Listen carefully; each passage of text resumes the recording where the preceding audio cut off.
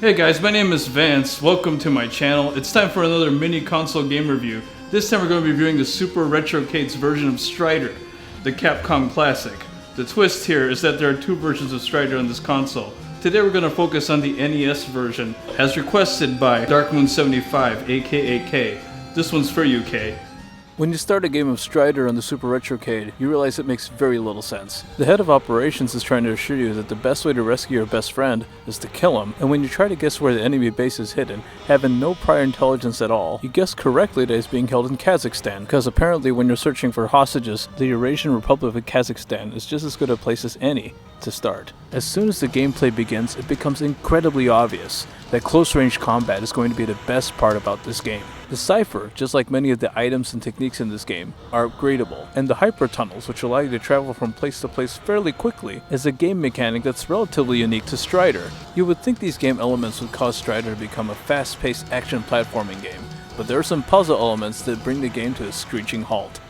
Consider this pyramid maze, which happens relatively early in the game. There's going to be a door coming up on the bottom left corner of the screen that reads S-2. You won't be able to go that way because you need key number 2 to open that door.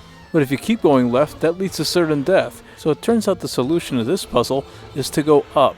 The defenses in this area are pretty light, so it's easy to maneuver around to the end of this room.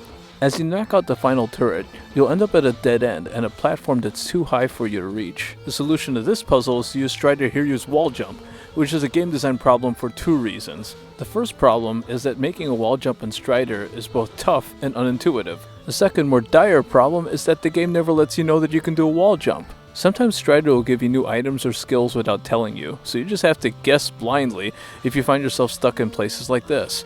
And I wish I could tell you this was an isolated incident, but puzzles like these happen frequently enough in Strider that it affects the overall game experience. Some of the moves in this game, you kind of have to guess whether they're going to work or not. Even in the manual, it says, doesn't work at the beginning of the game, and you kind of have to guess whether it works.